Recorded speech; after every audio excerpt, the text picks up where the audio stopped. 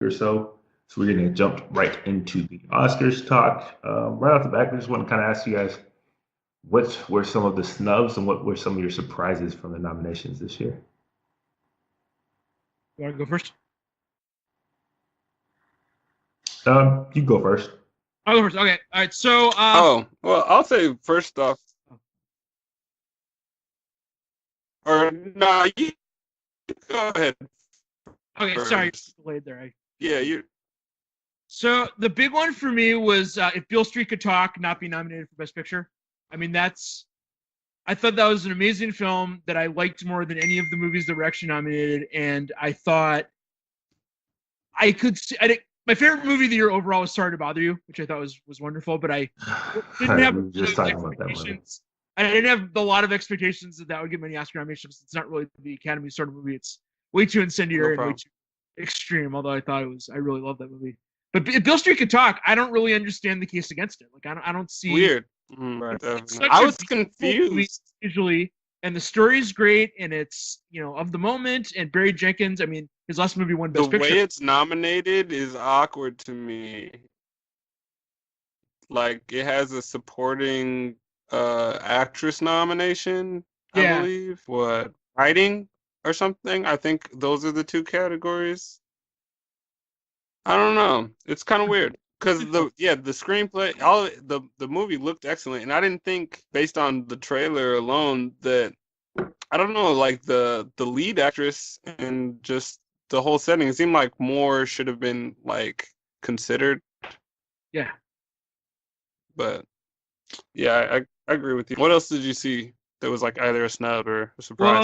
Well, the other big one was in the well, the whole documentary category, and I'm never happy with the documentary category any year, but this year especially. I Yeah. wrote a piece for the site about a month ago with, or not quite a month, about the best documentaries of the year, or at least my Yeah, it Mm-hmm. came thoughts. out the first week And of this month. yeah, I think the first six weren't nominated of my documentaries. Now, some of them are sort of Mm. obscure. I didn't like Bisbee 17 was my favorite, and that barely came out, so I didn't expect that to be nominated. But the Mister Mm-hmm. Rogers documentary I thought was a slam dunk, Oh, big and I don't know snub. why that didn't get. I couldn't explain why it didn't. I Mm-hmm. expect that RBG will win the best documentary award. It's probably I was it's kind thinking of that. yeah. y- Sorry, go ahead. Oh, I was thinking, yeah, RBG for that or Minding the Gap possibly would be a Finding close second. by the way, that's a really really wonderful movie, and if you have Hulu, I think it's on there. But I mean, Shirkers, which was on Netflix, was really wonderful. I was hoping that would make it, and you know, Three Identical Strangers, which is this excellent documentary. Yeah. I think Oh it's going to yeah. be CNN like next week or very soon. I've been seeing commercials for it, Mm-hmm. and that's a really good too. Which I guess a lot of these made the short list. They didn't actually get nominated. I mean, Right. Hail Money this evening. I was happy to see that get in because that was really a small film, but a wonderful film. It didn't really get that much release, but get Mm-hmm. in there. And then some movie that made that category I really even heard of, and that I had actually.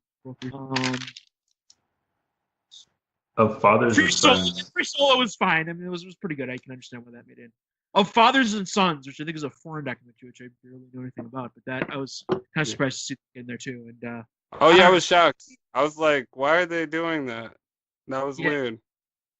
I mean, they keep changing the rules for documentaries, and they just still never get it right. So I don't know. So Yeah. those are a couple of the big ones. A lot of people noticed, Bradley Cooper didn't get nominated for Best Director for Stars Born. He did. Crazy. That's crazy. And again, That's the big.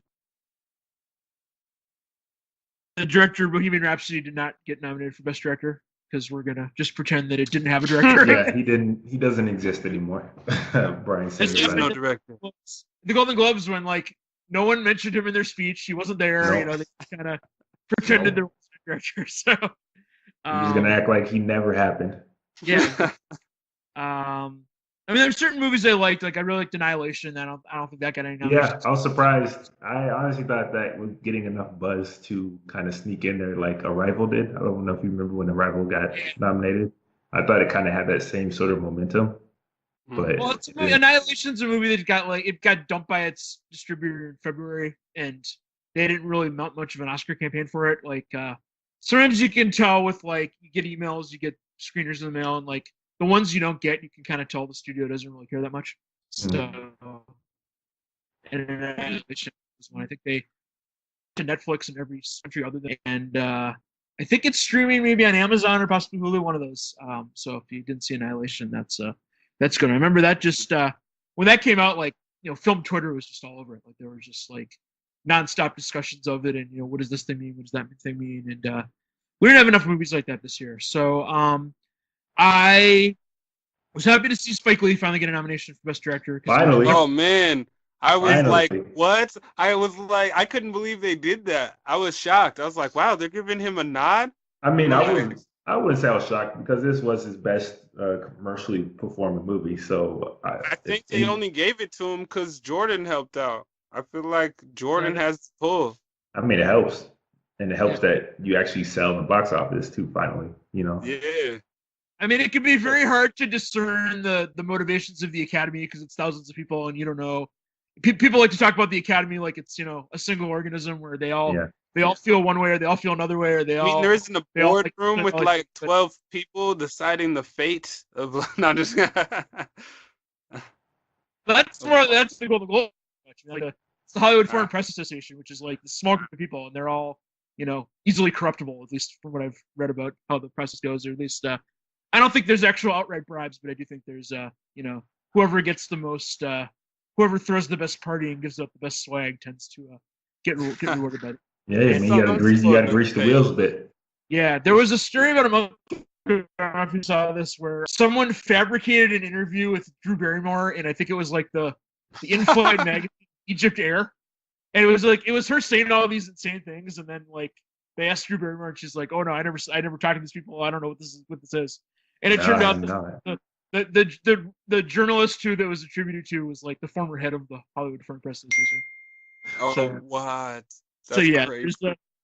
And this just happened with The Rock too, where there was an interview with him where he talked about how young. I did see that one about The Rock. And it turned out he's like, that's not true. I didn't really talk to them. I don't know. Yeah. I haven't heard the story of what actually happened, but that was kind of crazy. I mean, I don't know if his nomination is more of like an accolades, like finally, we're gonna finally recognize you after all these years. But either way, I think it's long overdue that he finally got. I mean, the movie was really good. Yeah, the movie was really good. Yeah. So. But it's always the case where it's like, yeah, but this was the best movie, to me. Oh, what'd you say?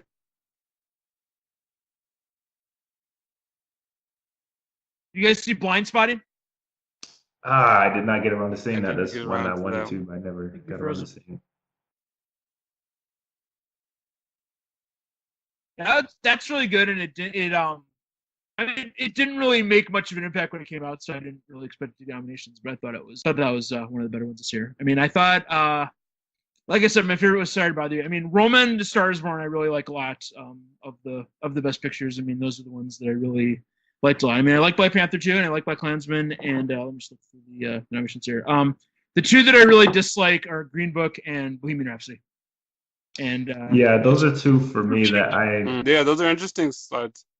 I didn't really understand why why they got nominations, because honestly I didn't feel like Bohemian Rhapsody got a ton of critical praise outside of the categories box office success. So I'm surprised it really keeps getting the Bohemian Rhapsody is that almost everyone I know who's a critic hated it, including me, but almost everyone I know who's not a critic loved it. Like people went to see it. I mean, they're playing Queen. They're playing Queen. How hard is it to make a movie that they had to admit some of the best music ever. Who wouldn't like that, And Mary Poppins got snubbed, right? It didn't get Best Picture. No, I got some like technical stuff, and I think I don't think I got any acting stuff. But one of the songs was nominated, and maybe I did probably costumes. And, like Best Original? Well, it better not be in Best Original because that one's obvious.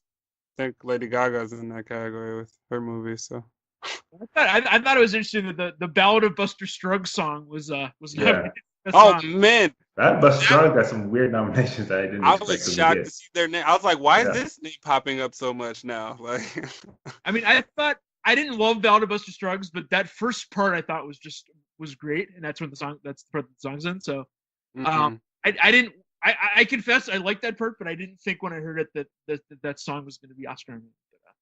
I don't know. I I don't feel it mean, was a strong year for this. There weren't that many full on musicals this year, and there wasn't really anything that was like none of the animated movies were musicals. And no. the last couple years, the best original song and the best original score have been like really hard fought. Like last year, there was Greatest Showman, and there were a couple other musicals, and like La La Land was for that. But this Coco. year, Poppins was a musical. But so and Star is Born. I mean, it had original songs, but and I guess I expect that song to win. So.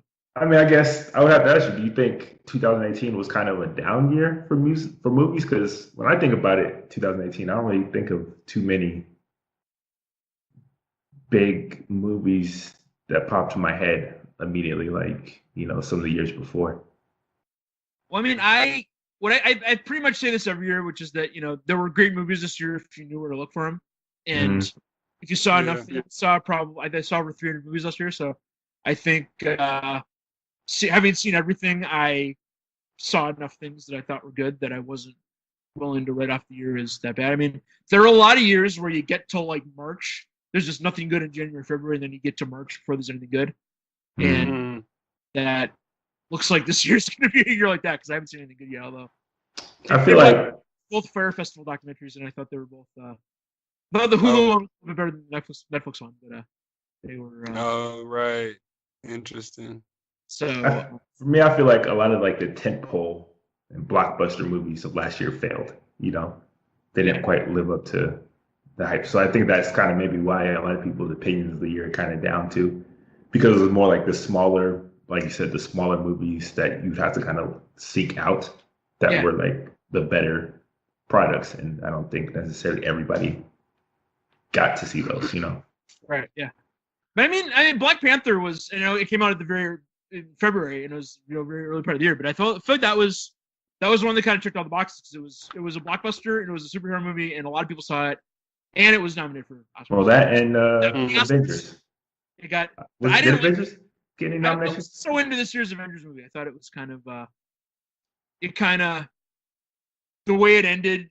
It's just so obvious they're just going to undo it completely. So, and this is something that happens in a lot of superhero movies where like death is never real. Like it never matters that somebody died because they're just going to come back. And that's true in Game of Thrones. That's true in all these comic book movies, and the Star Trek movie where Captain Kirk died at the end and then he came back 2 minutes later. I mean, this keeps happening over and over. My thing with the Avengers Spider-Man trailer came out. It was the Spider-Man.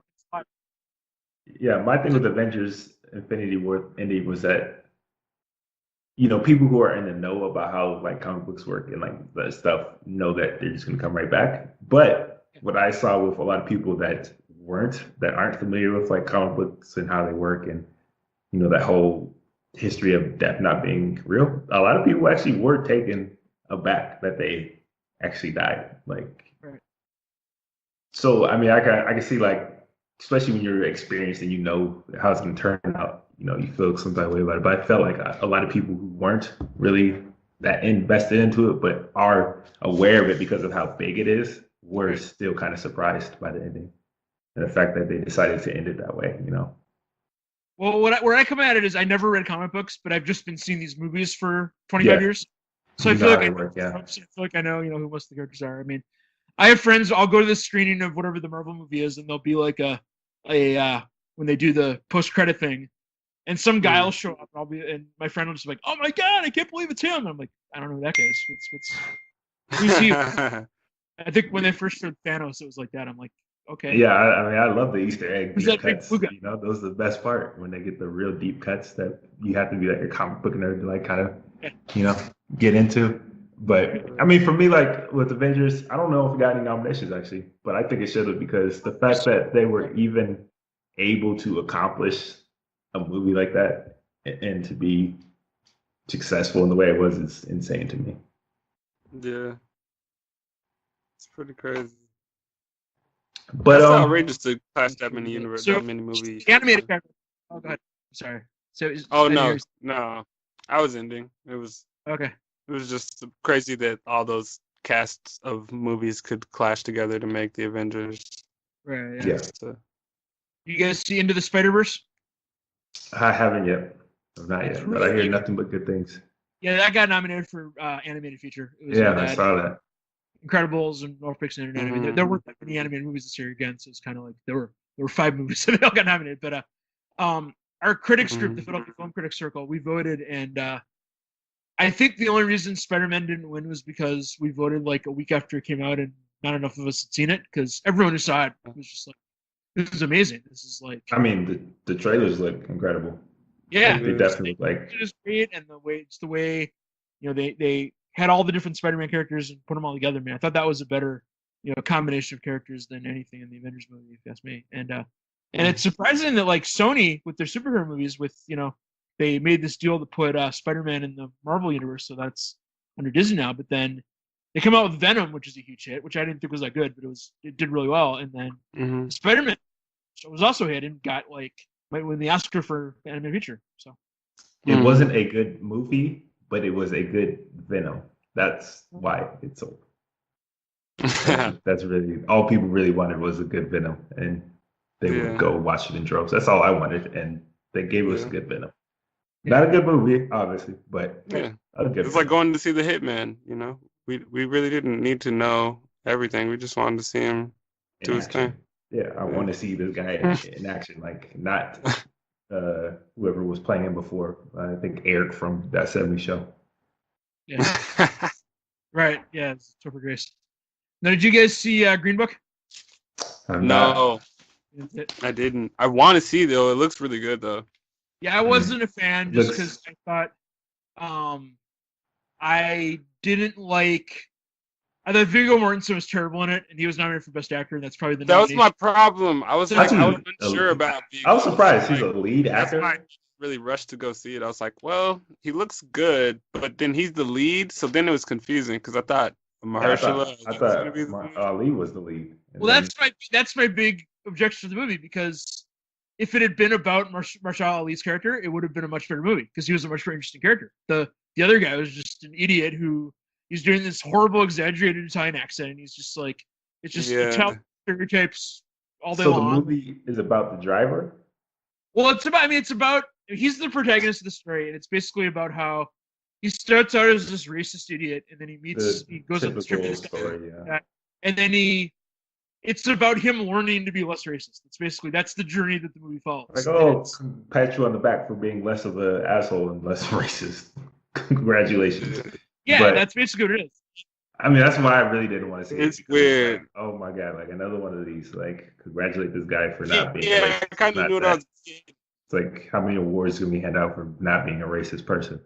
I mean, that's how a lot of movies were like over the years, like like in the 80s and like. Yes, and that's really there's a movie, why. There's Mississippi Burning, which was a movie about the civil rights movement, where the heroes are white FBI agents. And this was in 1988, I think. And they just decided that we can't really. This is why I don't watch a lot of these new historical movies about that time period anymore, because it's always kind of like, again, then you see this again. How many times did I see the same story again? And then on top of that, apparently there was some little controversy too with the people, like his family, the guy's family, who came out and was like, the movie wasn't accurate at all, and saying that the driver really wasn't like a close friend of, the person. He was just like a driver. And like, there were a bunch of related to that movie, which and the co-writer of the movie is the son of the real guy who was the Italian guy. So Tony Bell was the guy. Nick Bell. Yeah. But the I don't know. He plays an instrument, right? Was he piano? I think. Yeah.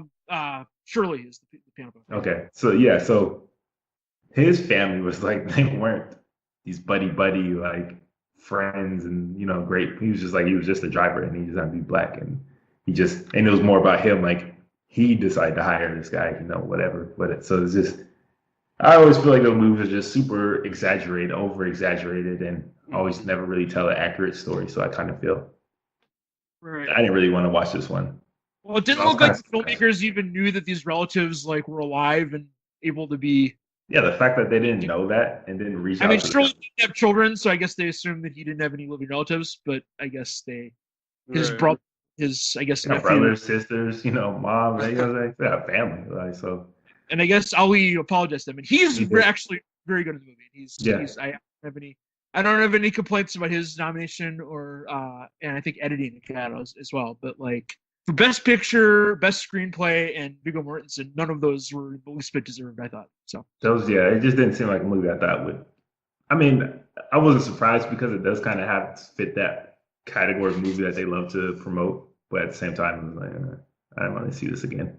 Well, what I said in my original review is like in a world where Get Out exists, and Sorry to Bother You There's way exists, more interesting movies about you don't need movies like it's like a movie best left in another era. And I guess like, yes, Yeah, for real. You're yes. like, That's how I feel. yeah, That's 2 years exactly how I too feel about late. it. We yeah, need some new stories. There's a lot newer, better stories about race and culture and stuff instead of just the old. Oh, the civil rights periods were terrible, and there were some good people there. And it's just like, all right, well, there's a lot of Mhm. progress since then, and a lot of stuff since then that we can have movies about, and we are starting to have those movies about them. And I like I said, Sorry to Bother You and stuff, movies like that. I think those are big steps forward. So hopefully we kind of move away from all this historical rewriting. What do you well, think about Selma came out Spike's movie though? and it got Black Klansman. You asked me what I thought. I must have given you a question. Yeah. It Oh was yeah, yeah. Black I, Klansman in turn. I liked it, but I didn't quite find it like I didn't think it was quite on the level of like of Beale Street or of Sorry to Bother You, or of Wilmer Mhm. Stars. I thought it was a little on the nose at times. There's dialogue where he says stuff like, "Well, you know, something." I think they're talking about David Duke, and he says something like, "Well, what if someday a guy like David Duke is president?" Oh Like, yeah. Yeah, that I line is in. mean I don't know if you needed to actually say that that. that also is kind of Spike Lee's style though. Like It is. Oh, it's absolutely. he's never Yeah. been subtle about his Oh yeah. opinions, and he always kind of throws that. Especially the whole ending of the movie. It was as Spike Lee as a movie gets. With all the montage of Mhm. like current times and everything, and he even did like the whole Inside Man scene where he's like with the camera again, and so it was super Spike Lee Yeah. at the end. Honestly, I didn't know Spike Lee directed it, but then when I got to that ending, I was like, yeah, but Spike Lee definitely directed this movie. Oh yeah, One for thing I sure. got across the movie is that the Klansmen are just the stupidest people in the world. Yeah, yeah, just Right. idiots, like complete They idiots. didn't realize that it was a guy on the phone who they're meeting with. This guy who is played by Denzel Washington's son. It sounds exactly like Denzel Washington. They didn't realize that he was black. I mean, I don't know how Yeah, dumb they are.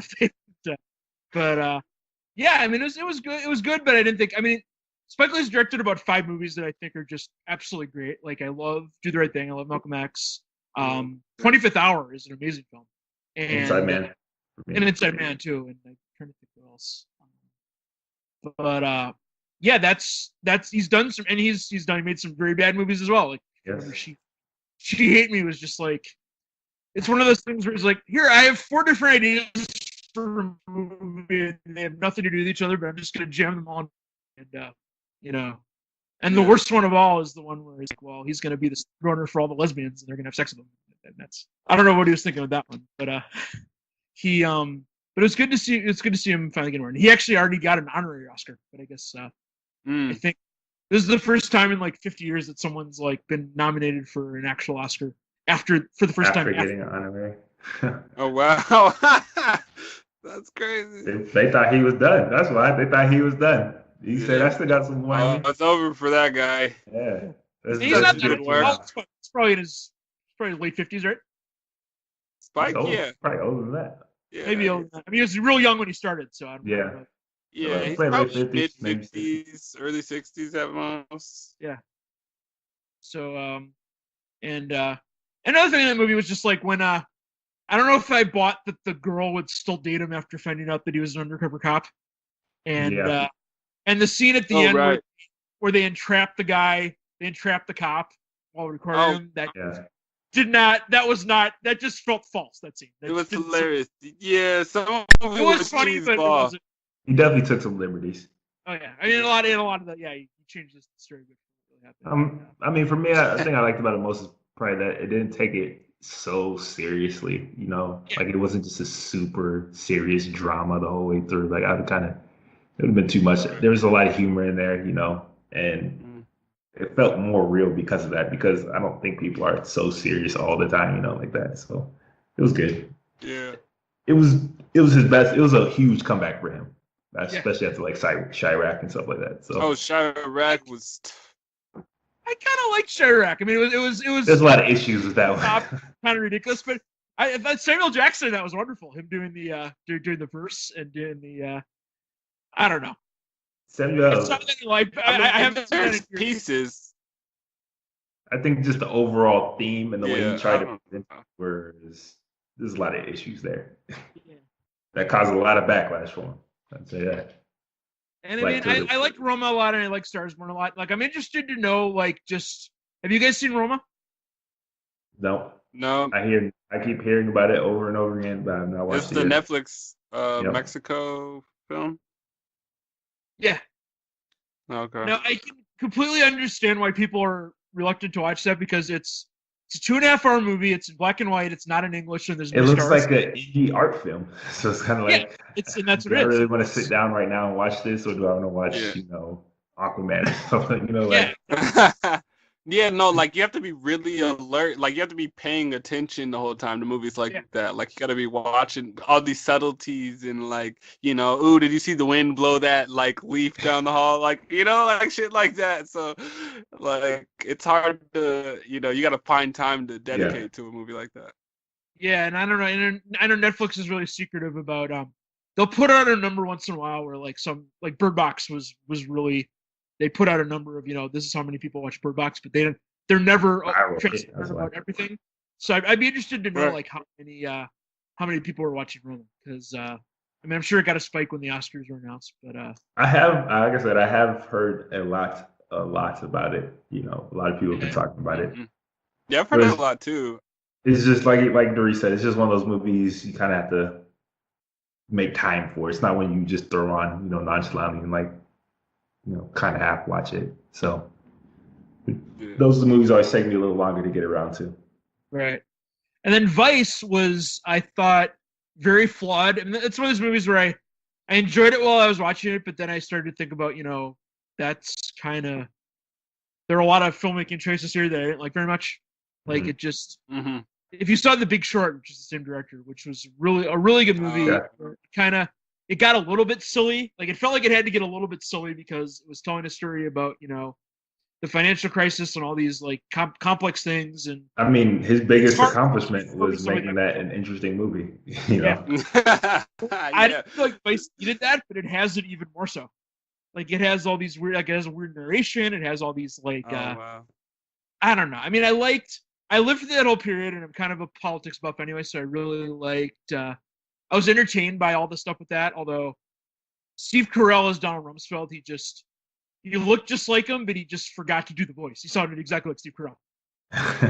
He didn't even make it, like, I thought everyone else was, I believe Bale as Dick Cheney, I believed Amy Adams as Lynn Cheney, and Sam Rockwell. They all had like a transformation. They were all like, everybody liked the I remember, I mean, the trailer, when I saw it, I was like, is that? Who's playing Dick Cheney? Like I couldn't really tell at first. Like he looked so. You can't even really tell it's Christian Bale like in the trailer that's Dick Cheney, and that's fucking crazy.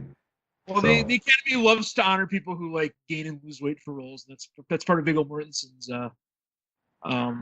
In Green Book, there is a scene where you see Viggo Mortensen. He's on he's sitting on the bed in a hotel, and he's on the phone. And he hangs up the phone, and you see him pick up an entire pizza. Not like a slice, a whole pizza, fold it in half, and then eat it. It was supposed to be funny because he's Italian. I don't know. It was just how Italian can you get? You know? Yeah. Crazy. So I'm like, I guess I'm rooting for either Bohemian Rhapsody or Roma to win. I'd be fine if it was Black Panther. I'd be fine if it was Black Klansman. I would be Very not happy if it was Green Book and Bohemian Rhapsody. I don't think we have to worry about it after the story today. So.